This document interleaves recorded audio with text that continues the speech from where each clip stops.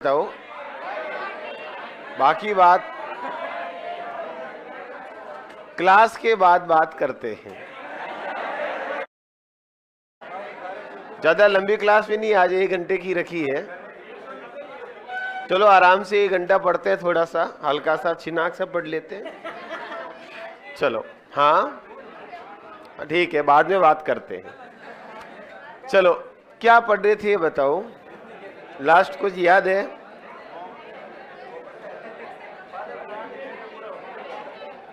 अच्छा मैथ तो पूरा हो गया था, ठीक है।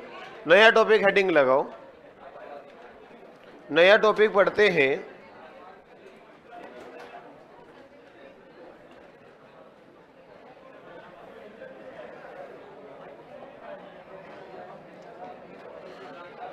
लिखो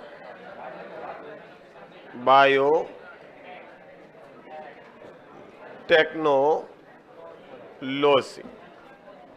जैव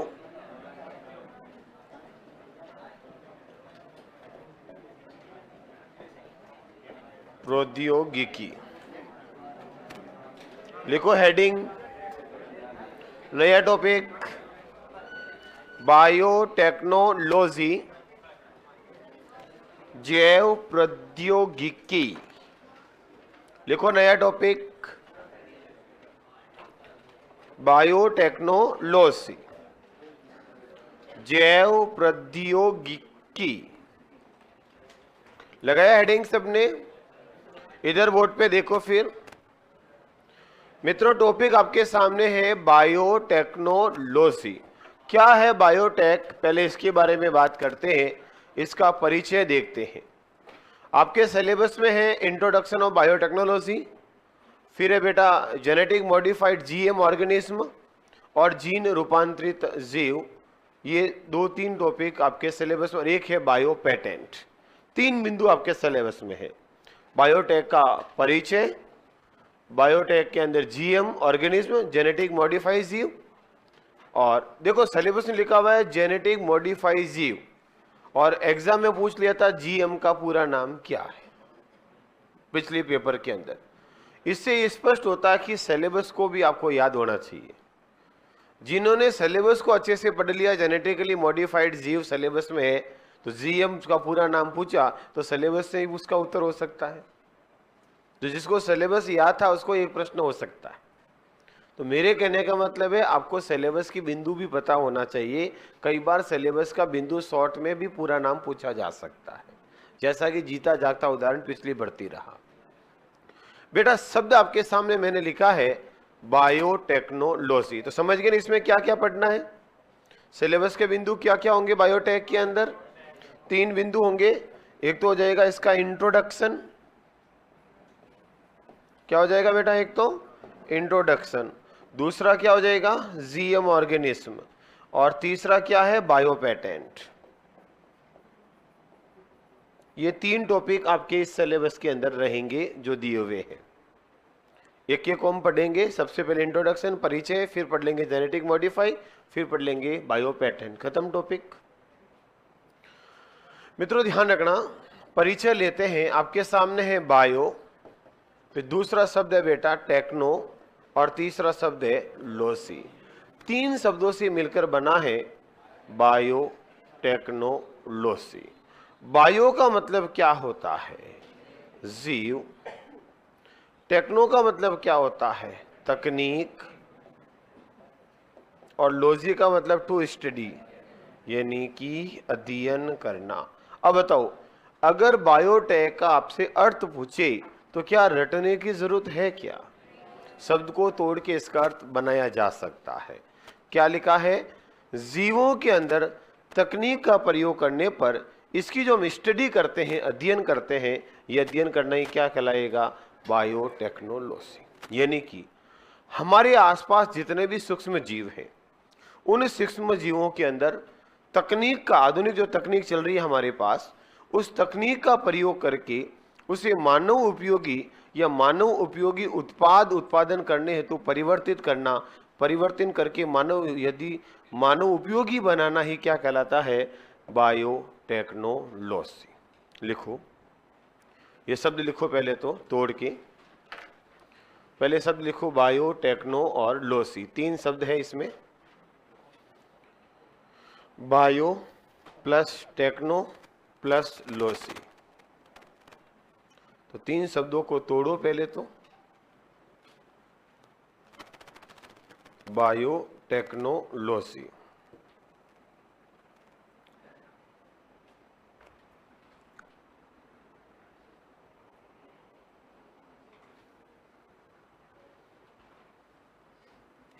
लिख दिया होगा, लिखो।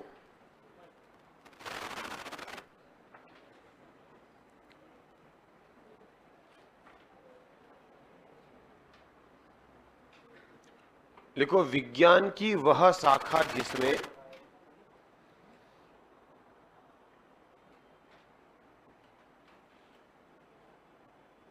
विज्ञान की वह शाखा जिसमें सूक्ष्म जीवों को माइक्रो ऑर्गेनिज्म, सूक्ष्म जीवों को कौमा, जंतुओं को कौमा, पादपों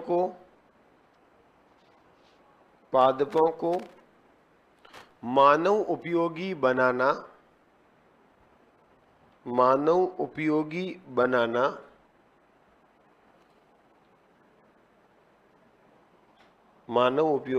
बनाना, जैव प्रौद्योगिकी कहलाता है।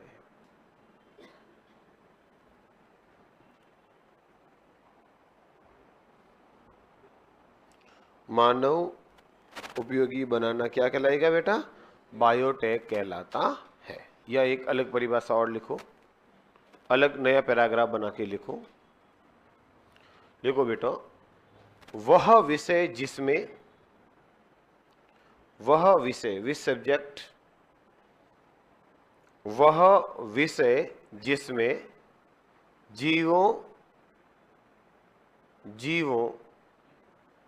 ऑर्गेनिज्म, जीवों को तथा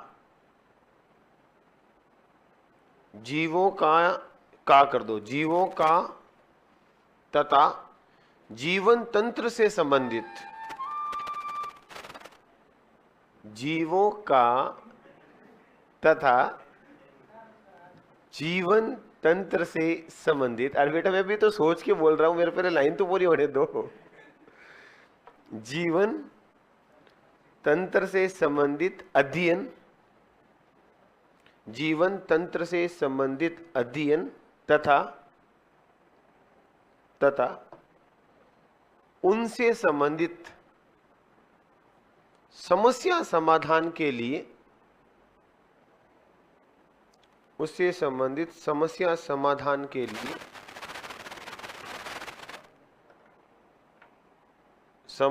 के लिए उपयोगी बनाना।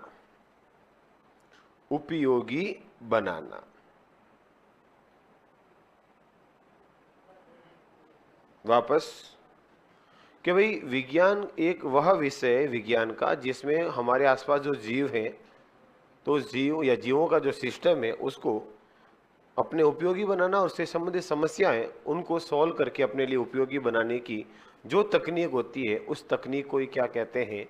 बायोटेक्नोलॉजी। एक शब्द अलग नया पैराग्राफ बना के एक लाइन और लिख दो। लिखो यूरोपियन फेडरेशन ऑफ बायोटेक्नोलॉजी के अनुसार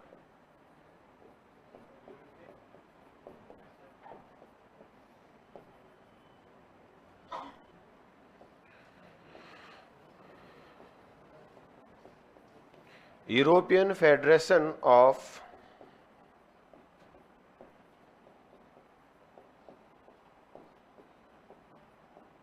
बायोटेक्नोलॉजी के अनुसार, इसने एक डेफिनेशन दी, शॉर्ट लिख जाता हूं बिल्कुल, के अनुसार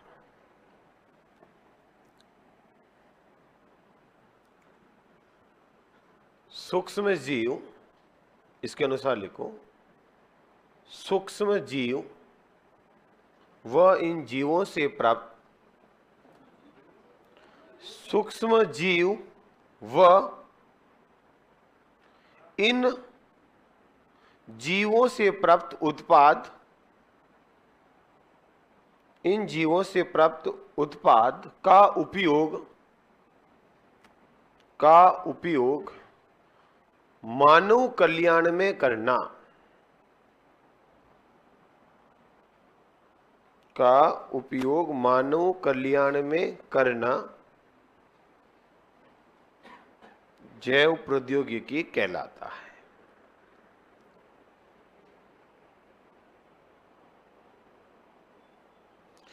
कुल मिला के मेरे प्यारे विद्यार्थियों, इन तीन परिभाषाओं से आपको यह समझ में आ गया होगा, घुमा फिरा के शब्द वही है।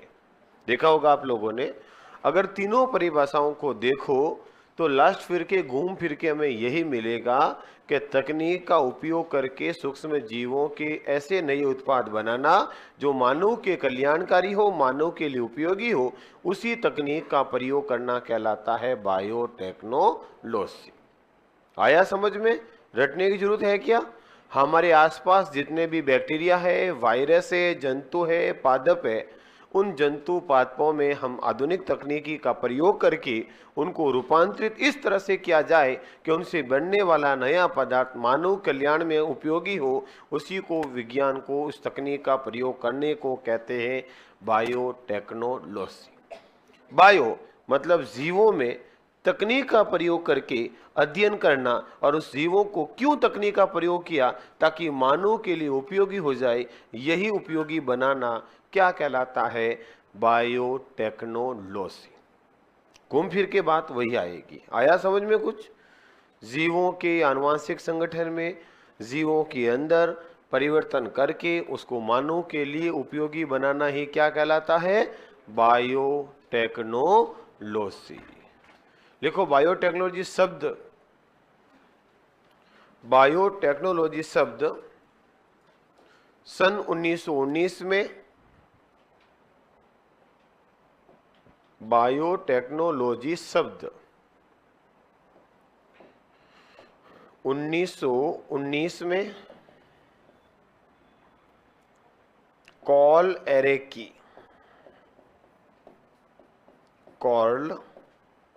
एरेकी, जो कहां का निवासी था बेटा? हंगरी का। हंगरी, कार्ल एरेकी हंगरी द्वारा दिया गया है। भाई क्या कह रहे हो? कल टेस्ट में आया था? कोई बात नहीं। अरे बेटा, बाद में मेरी भी नज़र तो पड़ी थी, लेकिन फिर पेपर बन गया था तो मैंने कहा रहने देते, एक दो क्वेश्चन से कोई फर्क पड़ने वाला नहीं है। आउट ऑफ सिलेबस तो वैसे भी है नहीं, आने वाले समय में वैसे भी काम का प्रश्न है, इसलिए मैंने इसको हटाया नहीं। ठीक है ना, कोई दिक्कत नहीं। अच्छा, इंग्लिश वाले है क्या यहाँ?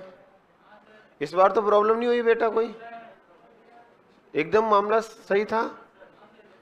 आंसर बाईलैंग्वेज दिया इस बार मैंने, पेपर भी बाईलैंग्वेज दिया ताकि दिक्कत किसी को नहीं आए, क्योंकि मैं भी कई बार इंग्लिश शब्दों का उपयोग करता हूं तो आपको भी पढ़ने में आसानी, और आगे भी मैं यही प्रयास करता रहूंगा। ठीक है बेटा, अगला मेरा जो भी टेस्ट होगा उसमें मैंने यही प्रयास किया है, वो हमेशा बाईलैंग्वेज आएगा, मेरी गारंटी ले सकता हूँ। नेक्स्ट, उस दिन आप लोगों ने कहा था, फिर मैंने एक दिन रुक गया और फिर मातापोड़ी करके कर दिया आपके। चलो इधर, इसमें थोड़ा सा समय लगता है और कुछ नहीं, क्योंकि पेपर को एक बार बना के फिर दोबारा बनाना पड़ता है, एक बार करके कन्वर्ट करना पड़ता है। कोई नहीं, हम आपके लिए तैयार हैं, कैसा भी करो आपके लिए अच्छे से अच्छा करने का प्रयास किया जाएगा। आपका सहयोग जरूरी है उसमें, और वो है पढ़ना। बाकी तो हम कर लेंगे, हमारे ऊपर छोड़ो, पढ़ना तो आपको पड़ेगा। अब पिछली बार थोड़ा बहाना था कि सर 2-4 क्वेश्चन मेरे रैंक पिछले इसलिए आई क्योंकि मुझे वो प्रश्न समझ में नहीं आया था। इस बार कोई बहाना नहीं चलेगा, इस बार कोई बहाना नहीं चलेगा। ना तो प्रश्न में गलती है, ना उत्तर में गलती है। अब आपकी जिम्मेदारी होगी। हाँ, कोई आउट ऑफ सिलेबस नहीं होता, सबका समान है, सबके लिए था, अकेले के लिए नहीं था, सबके लिए हो गया ना। वो तो गलत होगा तो सबका होगा, सीधी सी बात है।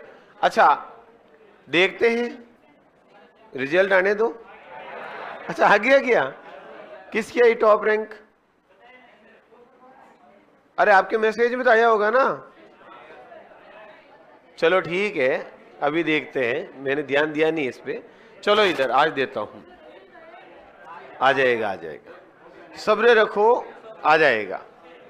इधर 1 सेकंड की बात करा दी, पूरी क्लास की ऐसी तैसी कर देते हैं। चलो इधर लिखो, बायोटेक के वर्तमान में 4 क्षेत्र है। देखो वर्तमान में बायोटेक, शॉर्ट में बोलूंगा बायोटेक चलेगा, बायोटेक्नोलॉजी नहीं बोल के।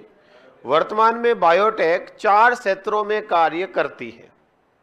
लिखो, वर्तमान में बायोटेक 4 क्षेत्रों में कार्य करती है। कितने क्षेत्र में कार्य करेगी बेटा? 4। कौन कौन से? 1 2 3 और 4, बस खत्म। बताओ कौन कौन से होंगे 4 क्षेत्र? लिखो, number 1 green biotechnology,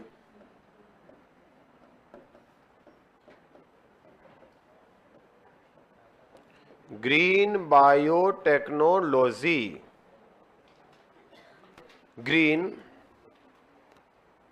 green biotechnology.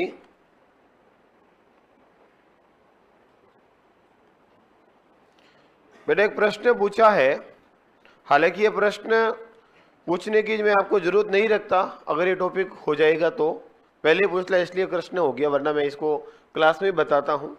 प्रश्न क्या, सुन लो आप भी सभी।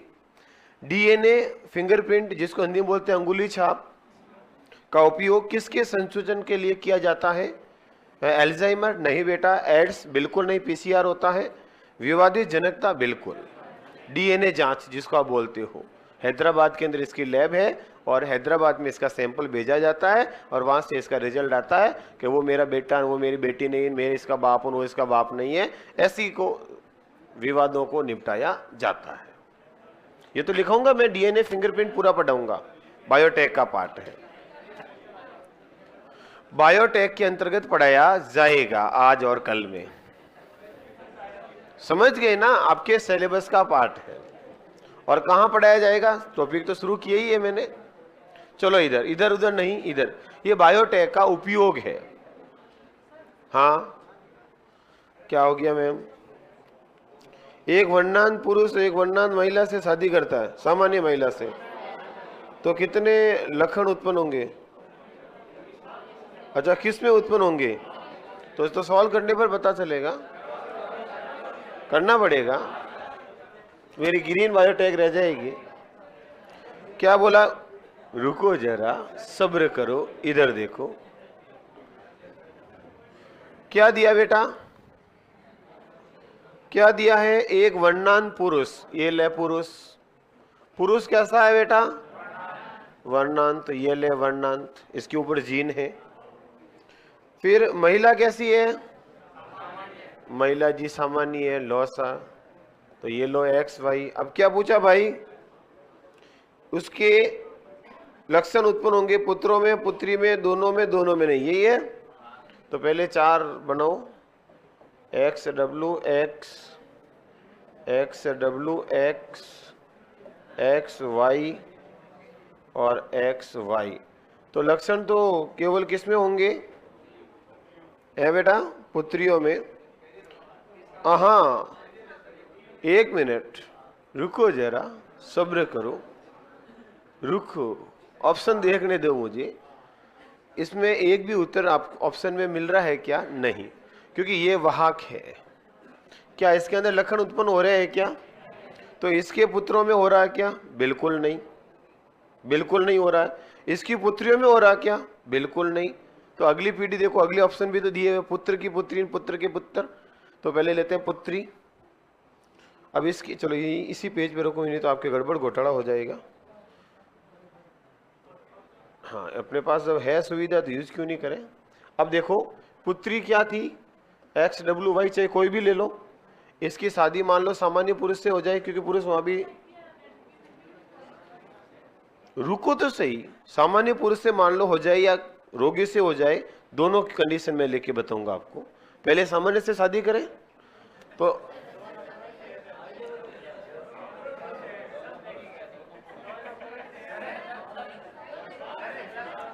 अच्छा सॉरी शक्तिमान, वो टर्नर सिंड्रोम हो गया। नहीं, बस इधर इधर। अब ठीक है, अब ठीक है। अरे ये ले बेटा,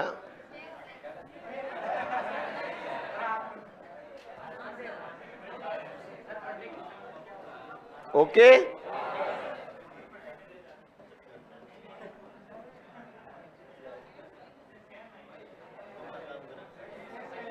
अच्छा सेम हो गया।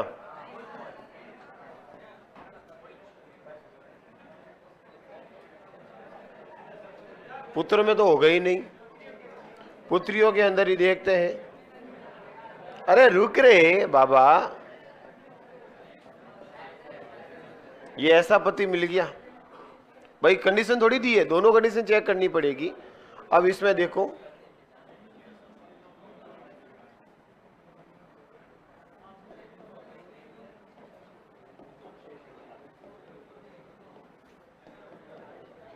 ये देखो पुत्र में आ रहा है, पुत्री में भी आ रहा, तो किसके आएगा?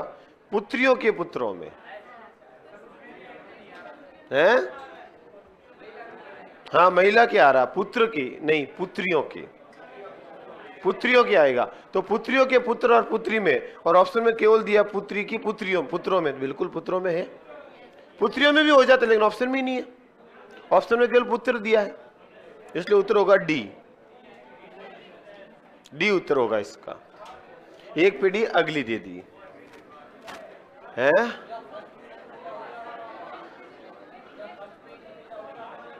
फर्स्ट पे नहीं हुआ तो सेकंड पे कैसे जाए?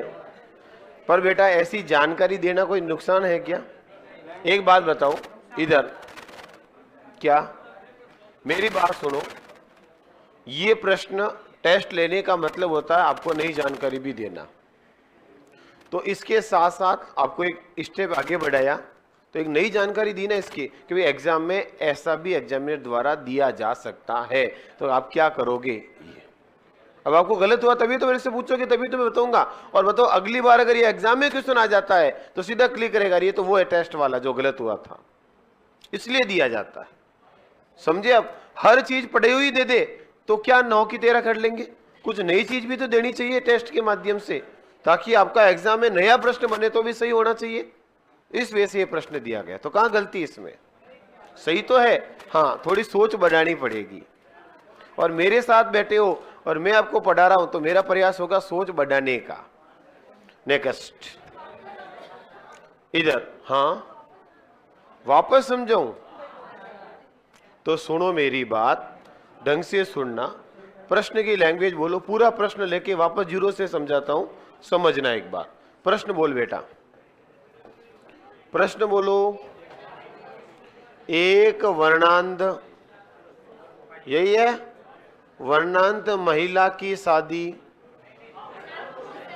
वर्णांत पुरुष की शादी सामान्य महिला से हो जाए तो यही लिखा है, तो वर्णांत होंगे पुत्र या पुत्री कौन? यही बोला बेटा।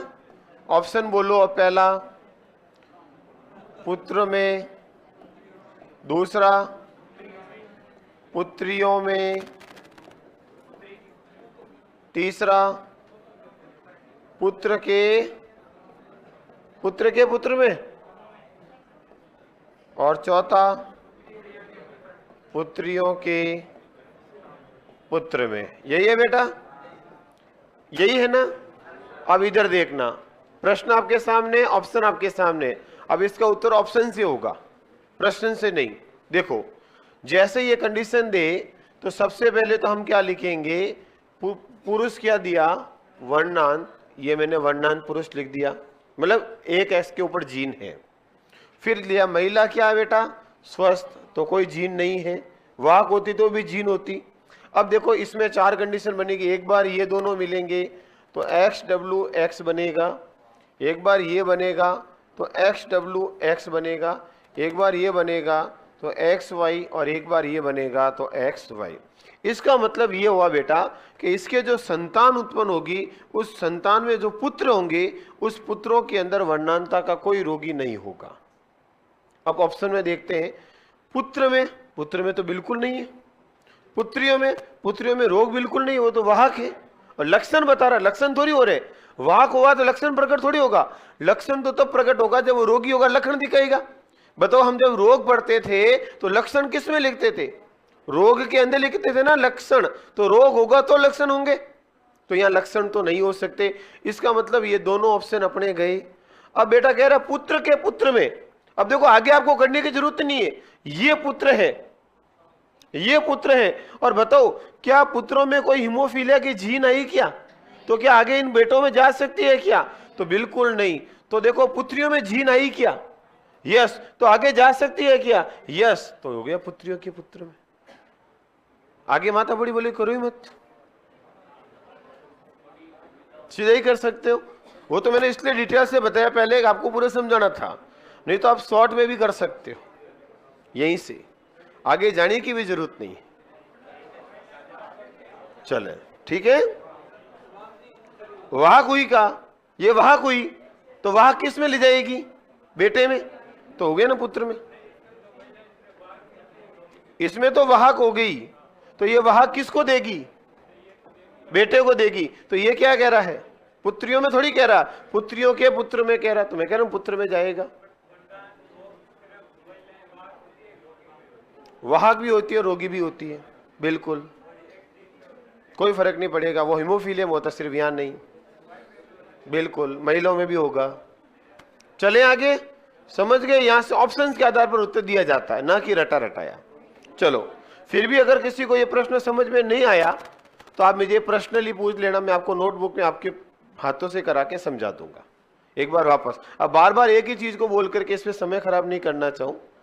आपको कोई समझ में नहीं आया ये प्रश्न तो मुझे वापस पूछ लेना, मैं वापस बता दूंगा। एक बार बता दिया, एक बार, दो बार बता दिया, एक बार और बता दूंगा। ओके, एक बार वापस ट्राई करना घर जाके, आज नहीं हो तो कल मुझे वापस पूछ लेना। इससे ज्यादा क्या, जितना बोलोगे तब बता दूंगा। कोशिश मेरा हमेशा रहेगी कि कैसे भी करके उस प्रश्न में महारत हासिल की जाए। तो बढ़ू आगे, तो लिखो green biotech.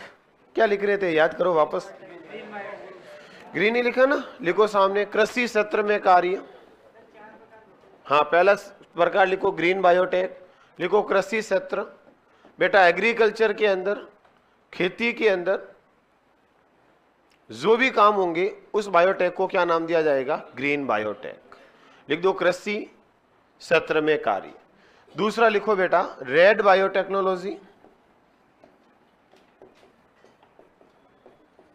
Red biotechnology, red biotechnology. लिखो बेटा चिकित्सा सत्र में कार्य, जो बायोटेक चिकित्सा सत्र में काम करेगी तो इसको क्या नाम देंगे? रेड, रेड बायोटेक्नोलॉजी चिकित्सा सत्र में कार्य।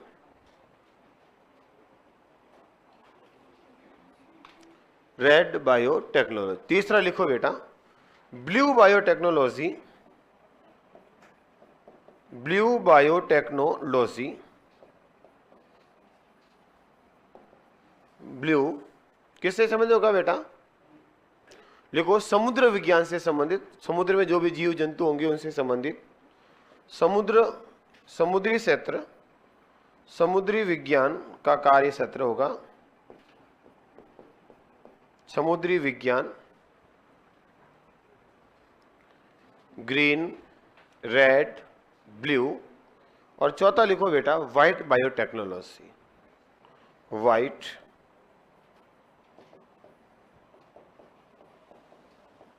White biotechnology.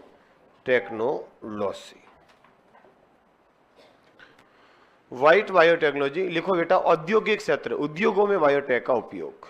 औद्योगिक क्षेत्र,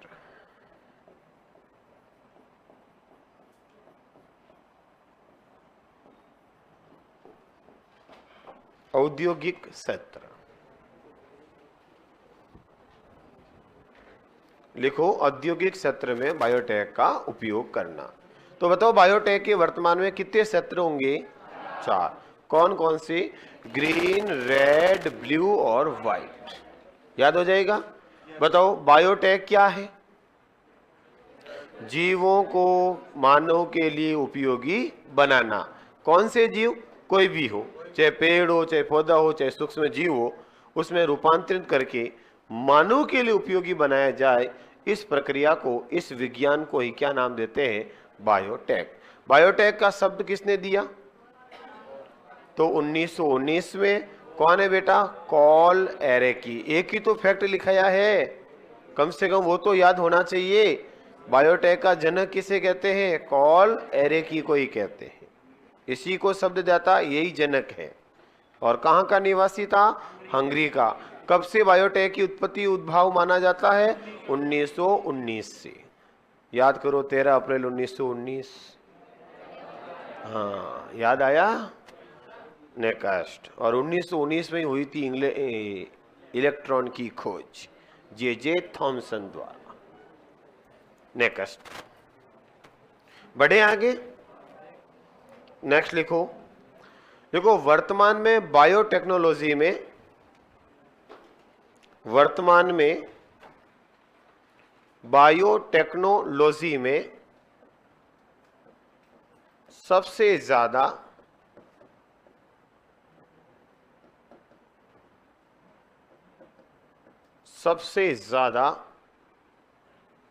जेनेटिक इंजीनियरिंग, ऊपर लिखा हुआ बोर्ड पे देख ले बेटा, मैं 100 बार बोलूंगा, इससे अच्छा मैंने लिख दिया, मुझे पता था। जेनेटिक इंजीनियरिंग, जीन अभियांत्रिकी, जेनेटिक इंजीनियरिंग, जीन अभियांत्रिकी का प्रयोग होता है, का प्रयोग होता है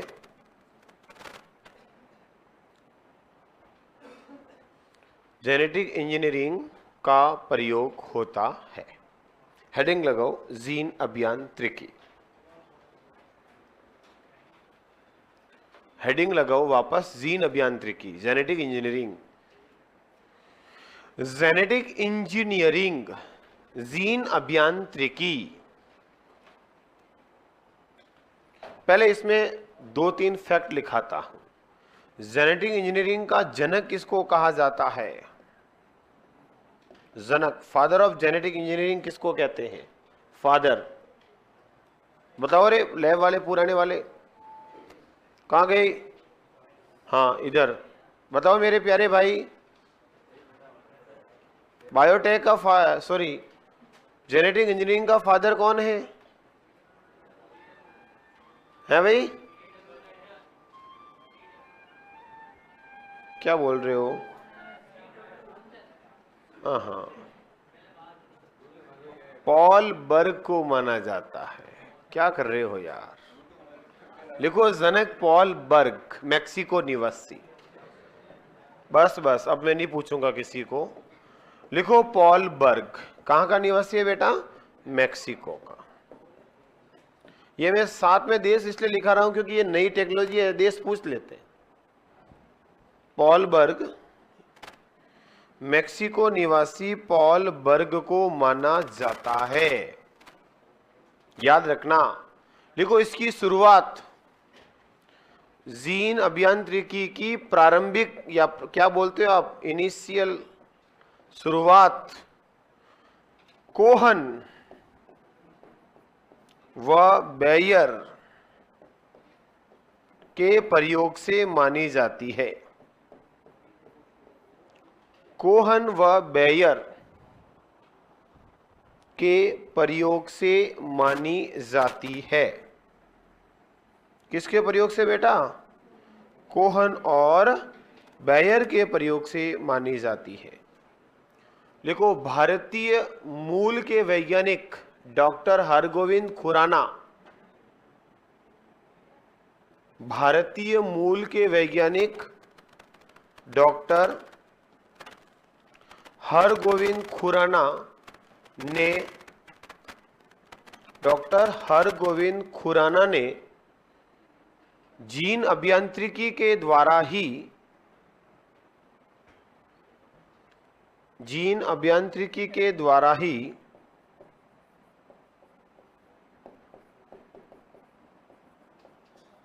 एलेनिन टीआरएनए, बोर्ड पे लिखा देखना,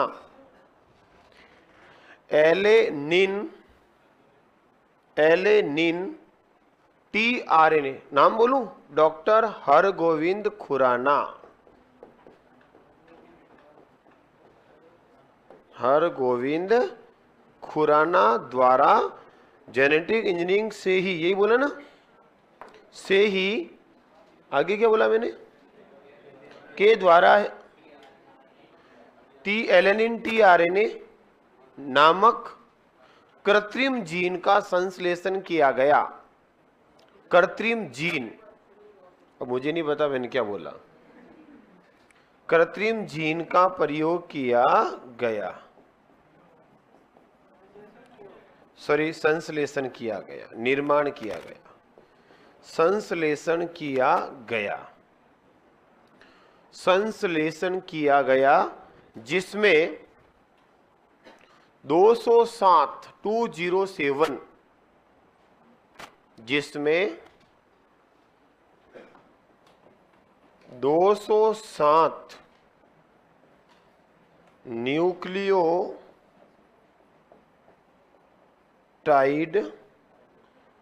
उपस्थित होते हैं, इसमें 207 न्यूक्लियोटाइड उपस्थित हैं। तो बेटा मैंने पहले आपको जेनेटिक इंजीनियरिंग का थोड़ा सा इतिहास लिखा दिया, थोड़ा सा वैज्ञानिक के फैक्ट लिखा दिए, क्योंकि एग्जाम में तो फैक्ट पूछते हैं, इसलिए पहले फैक्ट पर ध्यान दिया। जब भी शुरुआत करोगे फैक्ट से करोगे तो सीधा प्रश्न हो जाए। सही थ्योरी लिखाऊं पूरा और पूरी रामायण लिखाऊं और लास्ट में ये चीजें लिखाऊं और फिर कहूं कि ये पिता है, तो लास्ट में आपका इस पर जोर ध्यान नहीं जाता है। एग्जाम के समय भी जब रिवीजन करोगे तो पहले पन्ने पे ज्यादा ध्यान जाता है, इसलिए फैक्ट मैंने पहले लिखाए हैं ताकि रामायण ज्ञात हो नहीं हो, फैक्ट याद हो जाना चाहिए। प्रश्न आ जाए, बताओ प्रथम कृत्रिम संश्लेषण जीन कौन सी है, तो आंसर हो जाएगा एलेनिन टीआरएनए। किसने की, तो डॉक्टर हरगोविंद खुराना ने। किसने न्यूक्लियोटाइड होते हैं 207, किसके द्वारा की, जीन अभियांत्रिकी द्वारा। तो कैसे भी घुमा दे, मैंने एक लाइन में इसका उत्तर लिखाने का प्रयास किया। वापस अब ढंग से समझना बेटा, जेनेटिक इंजीनियरिंग बायोटेक का सबसे ज्यादा उपयोग में लिया जाने वाला क्षेत्र है। इसका फादर माना जाता है मैक्सिको निवासी पॉल बर्ग को, और इसकी शुरुआत मानी जाती है कोहन और बेयर के प्रयोग। इन्होंने क्या प्रयोग किए, कोई मतलब नहीं, फैक्ट आपको याद रखना है। और इसके द्वारा ही हमारे भारतीय मूल के वैज्ञानिक जिनको नोबेल पुरस्कार भी मिला हुआ है, इन्हें कृत्रिम जीन कौन सी बेटा, एलेनिन टीआरएनए का निर्माण लैब के अंदर किया, जिसके अंदर कितने न्यूक्लियोटाइड थे 207, वो भी एक क्या था, आरएनए। आरएनए का ही निर्माण किया। तो इन्होंने भी कहा कि धरती पर पहले बना आरएनए, फिर बना डीएनए। पहले किसका निर्माण हुआ, आरएनए का, फिर किसका निर्माण हुआ, डीएनए का। तो आरएनए सिंपल होता है, डीएनए जटिल होता है। नेक्स्ट, अब हम बात करेंगे what is the genetic engineering, आखिर जीन अभियांत्रिकी होती क्या है। ध्यान रखना बेटा, कोई भी हमारे पास जीव है, ये मान लो कोई जीव है, इसमें कोई उपयोगी जीन है, इसको हमने बाहर निकाला और दूसरे जीव के अंदर उसको ट्रांसफर कर दिया, और इस जीव जो मानव के लिए उपयोगी नहीं था, इसके गुण को इसमें डाला और इस जीव को भी मानव के लिए उपयोगी बना दिया।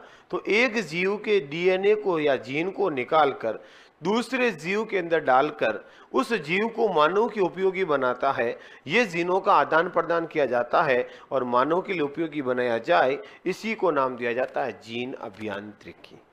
मैंने कोई नाम नहीं लिया, सीधी बात बोली कि किसी भी सूक्ष्म जीव के अंदर उपयोगी जीन को निकालकर किसी दूसरे जीव की कोशिका में डालकर उस जीव को मानव के लिए उपयोगी बनाया जाए या मानव के लिए उपयोगी उत्पादन करने हेतु नया गुण उत्पन्न किया जाए, इस प्रक्रिया को, इस करने की आदान प्रदान की विज्ञान को नाम दिया जाता है जीन अभियांत्रिकी।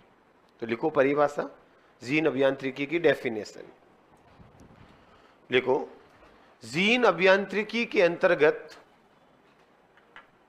जीन अभियांत्रिकी के अंतर्गत जीन अभियांत्रिकी के अंतर्गत किसी एक जीव से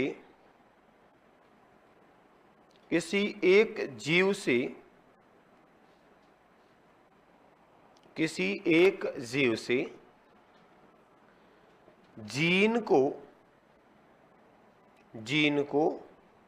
निकालकर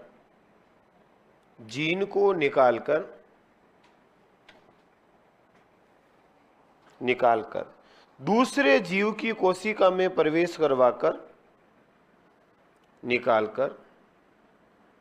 दूसरे जीव की कोशिका में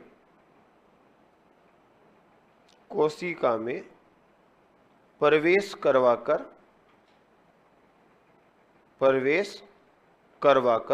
उसके आनुवांशिक संगठन में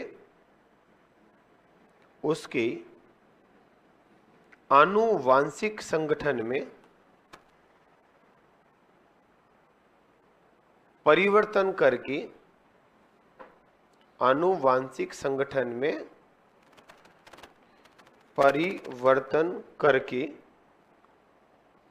मानव के लिए उपयोगी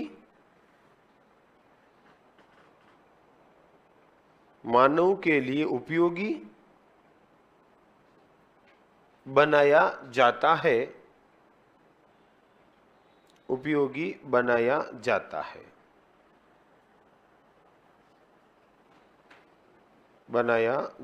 है। इस प्रक्रिया के दौरान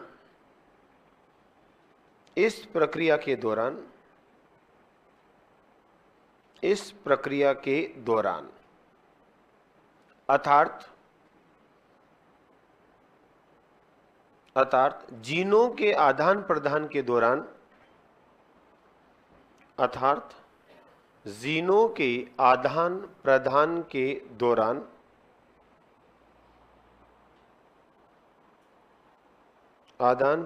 के दौरान उपयोग में ली जाने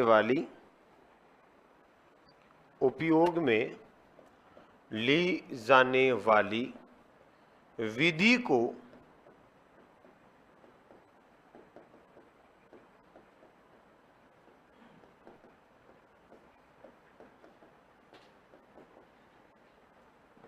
डीएनए रिकॉम्बिनेंट मेथड, या हिंदी में इंग्लिश में लिख करके फिर हिंदी में लिख देना ब्रैकेट में, डीएनए पुनर्योजन विधि कहते हैं। डीएनए पुनर्योजन विधि कहते हैं। डीएनए पुनर्योजन विधि कहते हैं। बेटा डीएनए का जो आदान प्रदान करते हैं, इस आदान प्रदान करने में सबसे ज्यादा जो उपयोग में ली जाती है उस विधि का नाम क्या कहा जाता है?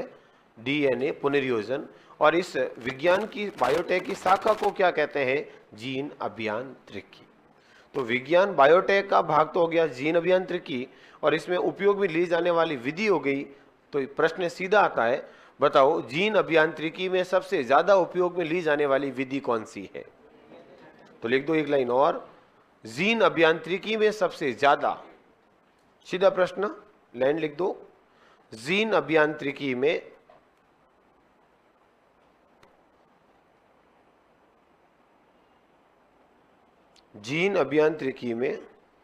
सबसे ज्यादा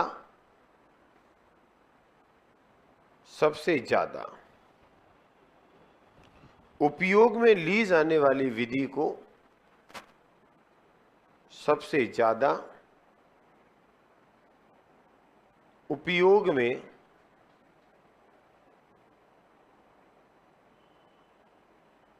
ली जाने वाली विधि को डीएनए पुनर्योजन विधि कहते हैं।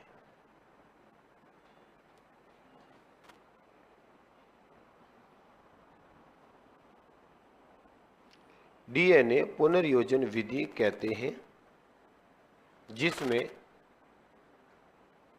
निम्न चरण होते हैं।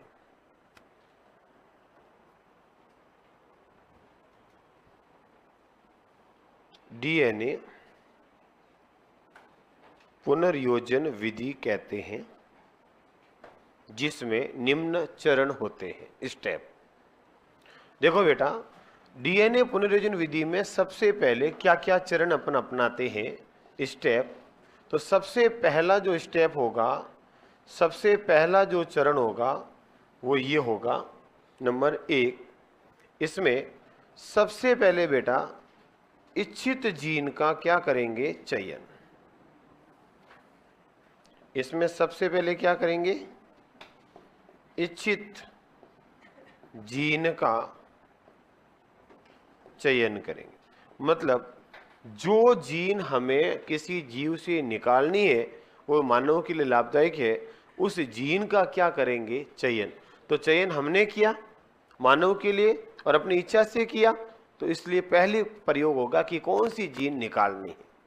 तो उस जीन को जिसे हमें निकालना है, जो मानव के लिए उपयोगी हो सकती है, तो वो हमारी इच्छा के अनुसार हम निकालेंगे। तो पहला हो जाएगा इच्छित जीन का चयन करना। अब जीन हमने निकाल दी और जीन को दूसरे जीव में डालनी है, तो डालने के लिए हमेशा क्या चाहिए, वाहक, वेक्टर चाहिए, जिसके ऊपर रख करके उसको दूसरे जीव में डाला जा सके। तो वाहक का उपयोग भी करना पड़ेगा। तो जीन हमने चयन करने के बाद दूसरा हमारा किसको चयन करना पड़ेगा, वाहक का चयन। वाहक मतलब क्या होता है बेटा, वेक्टर। तो वेक्टर का चयन करेंगे। अब हम सबसे पहले क्या करेंगे, इच्छित जीन का चयन, फिर क्या करेंगे, वाहक का चयन। अब वाहक हमने ले लिया, जीन हमने इच्छित कर ली, तो इसको जीन को निकालेंगे, इधर वाहक को निकालेंगे और जीन को किसके साथ जोड़ेंगे, वाहक के साथ। तो तीसरा स्टेप हो जाएगा इच्छित जीन, इच्छित जीन को वाहक के साथ जोड़ते हैं,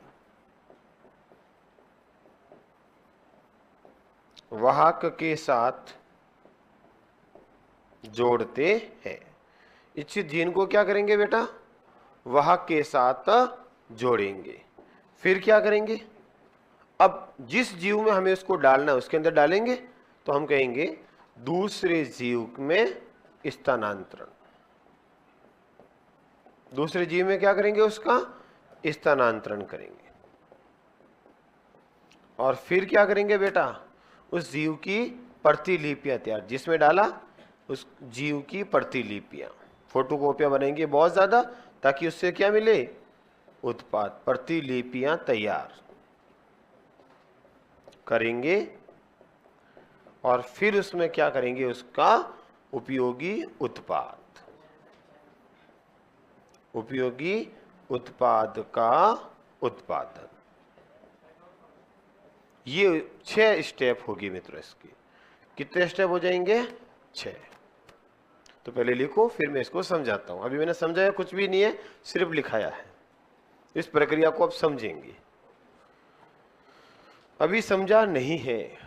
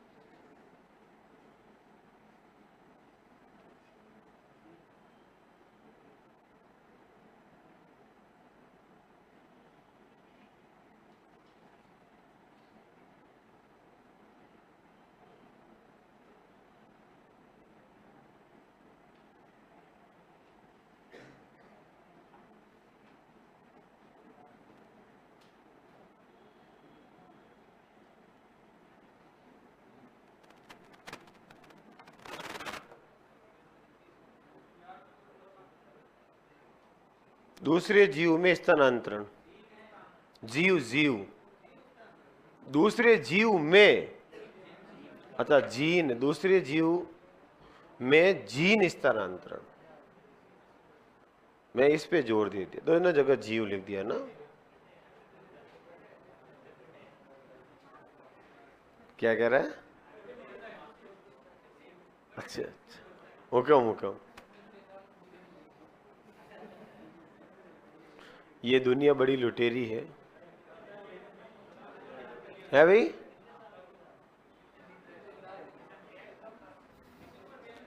कृपया ऐसी बातें ना पूछे। वापस बोल देता हूं, इच्छित जीन का चयन, वाहक का चयन, इसी जीन को वाहक के साथ जोड़ना, दूसरे जीव में स्थानांतरण करना, जीव प्रतिलिपि तैयार करना और उपयोगी उत्पाद का उत्पादन, प्रोडक्ट, उपयोगी उत्पाद का उत्पादन, उत्पाद बनाना, उत्पादन करना। देखो इधर लिख दिया सबने? स्टेप हो गए? बढ़ू आगे? जैसे देखो,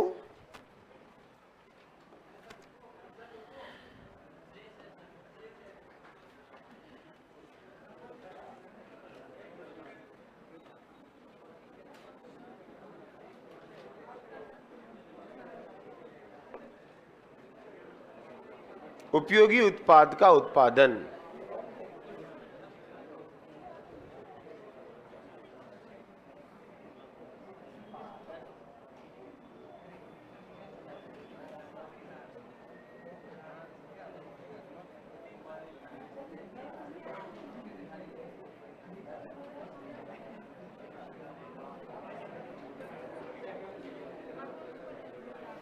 देखो इधर क्या हुआ,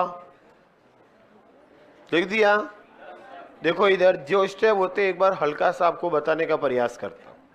देखो इधर सबसे पहले मान लो ये कोई एक जीव है जिसके अंदर यहां कोई जीन है जो हमारे लिए क्या हो सकती है बेटा? उपयोगी।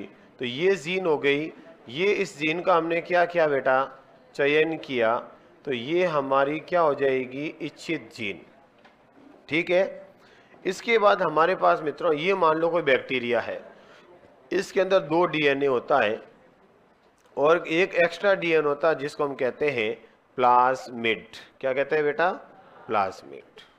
यानी कि यह एक क्या हुआ? जीवाणु, जिसके अंदर यह एक वाहक है। प्लाज्मिड क्या हुआ बेटा? वाहक। अब बेटा हमारे पास ये जीन है जो हमने सिलेक्ट किया, तो इस जीन को अपन क्या कह सकते हैं? इच्छित जीन।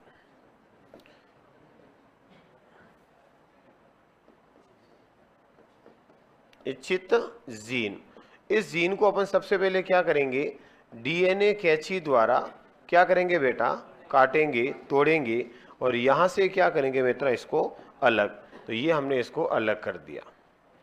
ठीक है मित्रों, ये अलग जीन कर दी हमने, डीएनए कैंची। आगे बताऊंगा किसको कहते हैं। यहां से मित्रों हम क्या करेंगे? यहां से इस वेक्टर को क्या करेंगे? बाहर लाएंगे। ये वेक्टर हो गया। अब इन दोनों को आपस में क्या करेंगे बेटा? मिलाएंगे, जोड़ेंगे। तो बेटा ये तो डीएनए हो गया आपका वेक्टर पहले वाला, और इसके साथ हम लोग क्या करेंगे? ये वाले जीन यहाँ पर जोड़ देंगे। जोड़ने के बाद इस जीव में जिसमें हमने निकाला था ये आपका पहला डीएनए वापस, और इसके अंदर ये वाली पहली वाली वेक्टर, और साथ में यहाँ आपका एक्स्ट्रा आ गया ये जीन डाल। अब इसकी क्या बनाएंगे बेटा? प्रतिलिपियां। क्या बनाएंगे? फोटोकॉपियां। तो ये बहुत सारे जीव होंगे और ये जीव क्या करेंगे बेटा? उत्पादन। तो ये होगा बायोटेक का एक प्रयास जिसको डीएनए रिकॉम्बिनेंट कहते हैं। देखो वापस, सबसे पहले इच्छित जीन लेंगे, वाहक लेंगे, जीन को अलग करेंगे, वाहक को अलग करेंगे, जीन को वाहक के साथ जोड़ेंगे, जोड़ करके वापस जीव में डाल देंगे। इस जीव की एक नया जीन आ गया, अब इसकी फोटोकॉपी बनाएंगे, तो ये क्या बना देगा? उत्पाद। लिखो हल्का सा।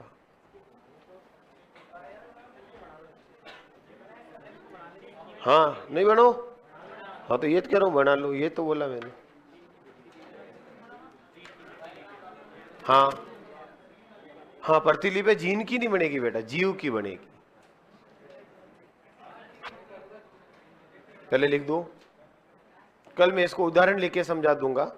कोई एक नया उत्पाद बना लेंगे, अभी प्रक्रिया देखी, कल उत्पाद बना लेंगे एक उदाहरण दे करके। उदाहरण दे देंगे कल। अभी मैंने कोई उत्पाद का नाम नहीं लिया, कल हम इंसुलिन बना लेंगे, इंसुलिन का निर्माण कर लेंगे। है भाई? हाँ, इसको फोटो बना लो थोड़ा सा।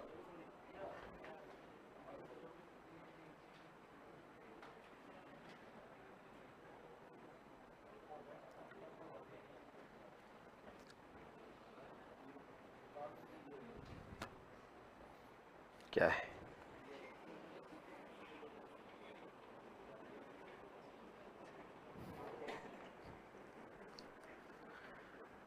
ले वापस दे दे।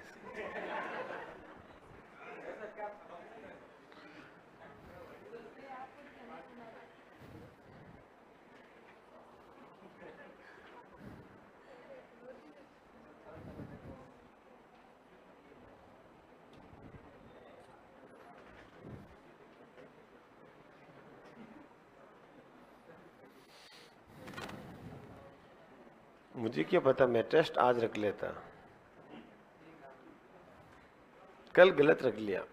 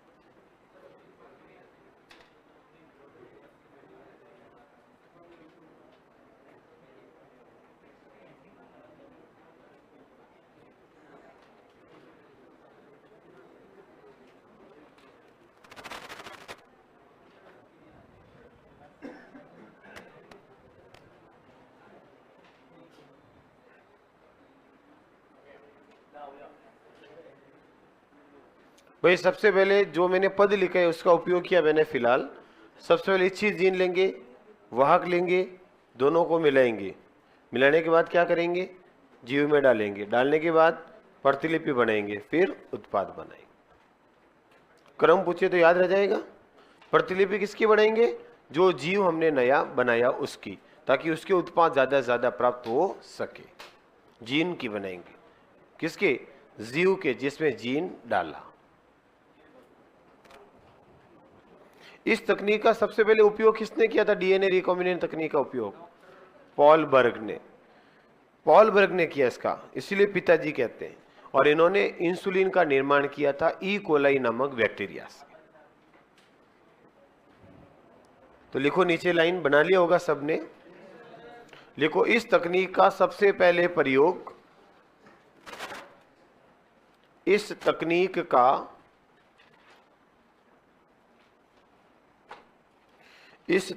का सबसे पहले प्रयोग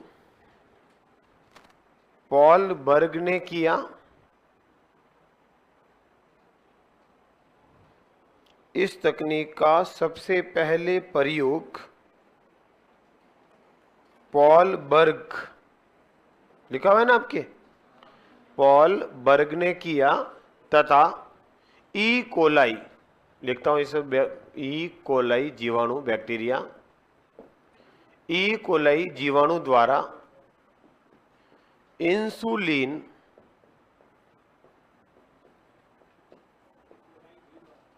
ई कोलाई जीवाणु बैक्टीरिया द्वारा, जीवाणु या लिख दो बैक्टीरिया द्वारा इंसुलिन हार्मोन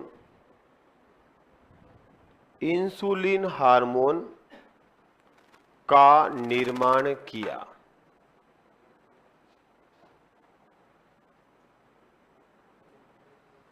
इंसुलिन हार्मोन का निर्माण किया। तो इंसुलिन हार्मोन का निर्माण सबसे पहले किसने किया, पॉल बर्ग ने। किसके द्वारा किया, डीएनए रिकॉम्बिनेंट विधि द्वारा। वैसे सबसे पहले इंसुलिन हार्मोन मानव निर्मित किसने बनाया था, प्रथम मानव निर्मित इंसुलिन हार्मोन कौन सा है, हुमुलिन, जिसको किसने बनाया था? अमेरिका की एक कंपनी जिसका नाम था ई लिली। लिखो नोट करके, फैक्ट है, कुछ भी पूछ ले एग्जामिनर। लिखो नोट, लिखो प्रथम मानव निर्मित, प्रथम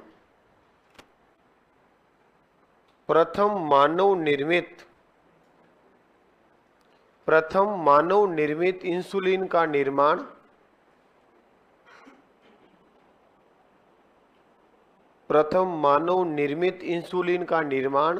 अमेरिकी कंपनी इंसुलिन का निर्माण अमेरिकी कंपनी ई लिली ने किया। ई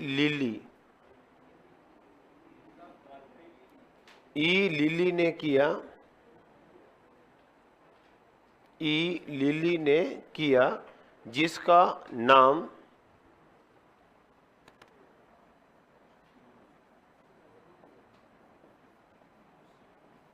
हुमुलिन था, जिसका नाम हुमुलिन।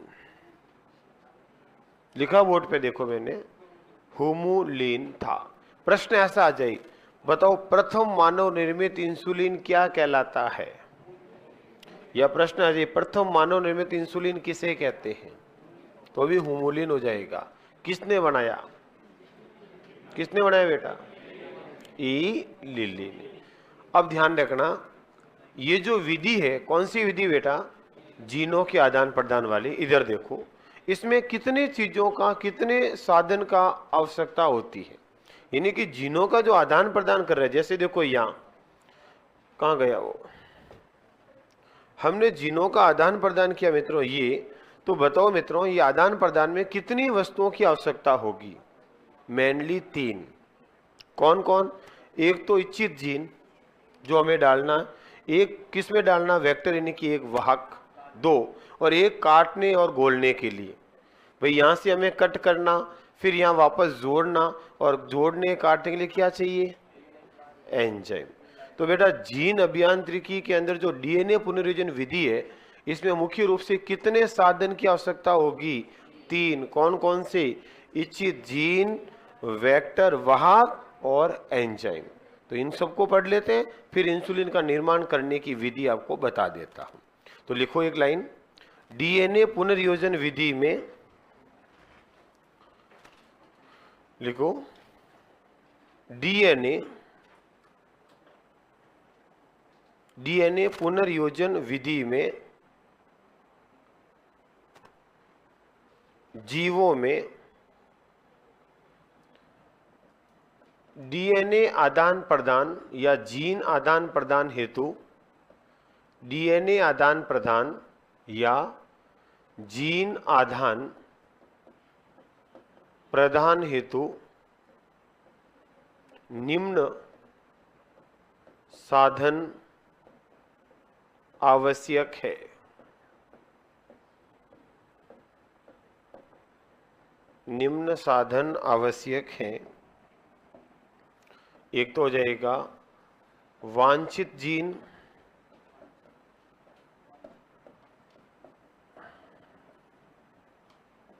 दूसरा, या वांछित जीन को आप एक नाम और देते हो, यात्री डीएनए, पैसेंजर डीएनए। इसी को क्या नाम देते हैं बेटा? यात्री डीएनए, जो यात्रा करता है एक जीव से दूसरे जीव में, पैसेंजर डीएनए। दूसरा है वाहक, और वाहक को अपन क्या बोलते हैं? वेक्टर। और वांछित जीन, वाहक, और तीसरा होंगे एंजाइम।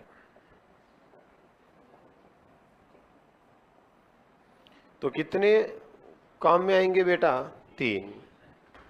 एक तो हो जाएगा वाहक, एक हो जाएगा बेटा जीन, और एक हो जाएगा एंजाइम। ये 3 वस्तुओं का उपयोग होता है। पहले लिखो वांछित डीएनए किसको कहेंगे, फिर वाहक कौन कौन होते हैं, सभी वाहकों के नाम और उदाहरण, फिर एंजाइम कौन कौन से, नाम और काम, ये तीनों पढ़ेंगे। तो पहले लिखो वांछित जीन या यात्री डीएनए, लिखो वांछित जीन या यात्री डीएनए। इसमें तो एक ही लाइन है, लिखो वह जीन जिसे चयनित करके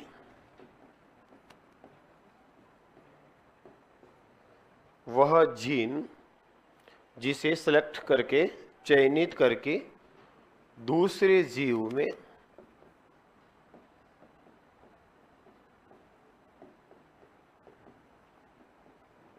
स्थानांतरित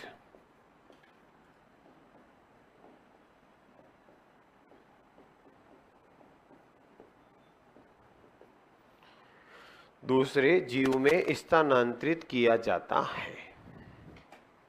वह जीव जिसे स्थानांतरित करके दूसरे जीव में स्थानांतरित ट्रांसफर किया जाता है। दूसरा लिखो वेक्टर, वाहक, वेक्टर, वाहक किसको कहेंगे,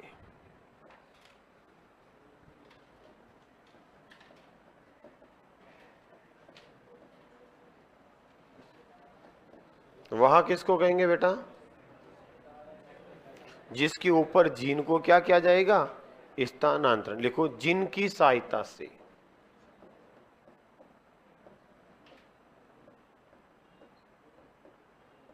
जीन की सहायता से जीनों का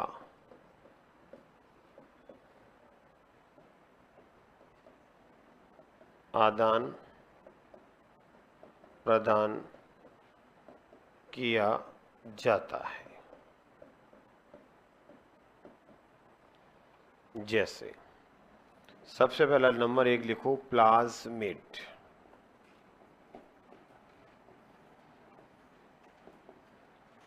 प्लाज्मिड वेक्टर के रूप में कई सारे वाहक काम में लेते हैं, उसमें पहला वाहक का नाम है प्लाज्मिड।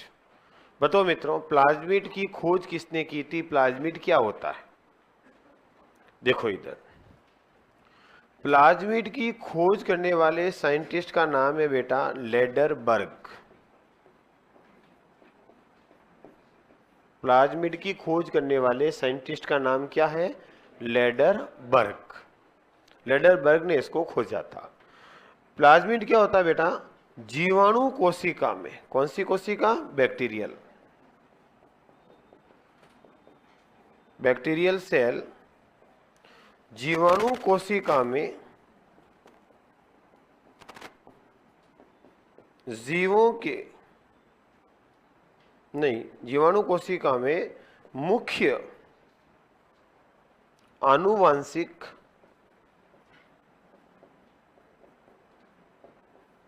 डीएनए के अतिरिक्त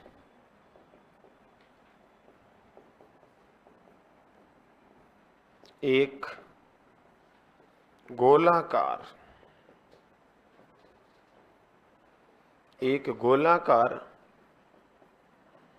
डीएनए पाया जाता है,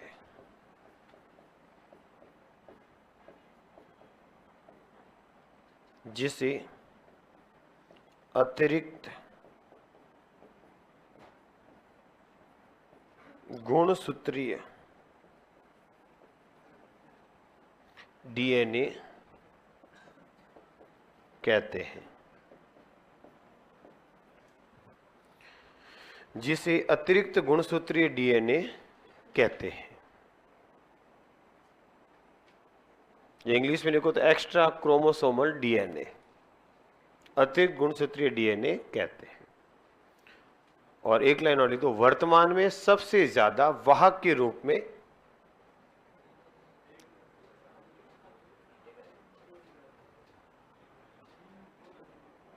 वर्तमान में, अच्छा बड़ा करना पड़ेगा, ये लिखना है क्या, मैंने सोचा मेरे साथ साथ लिख रहे हो, ले भाई अब दिख रहा है।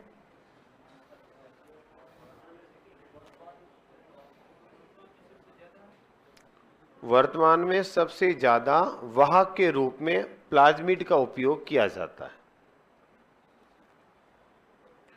वर्तमान में सबसे ज्यादा वाहक के रूप में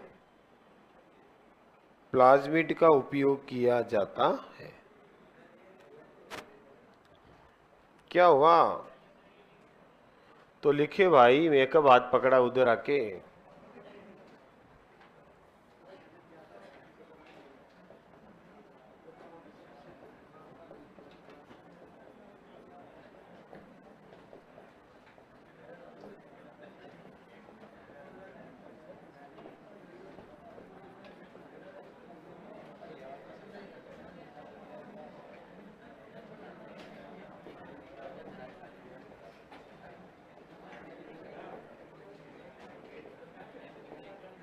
लो, लिखो साहब।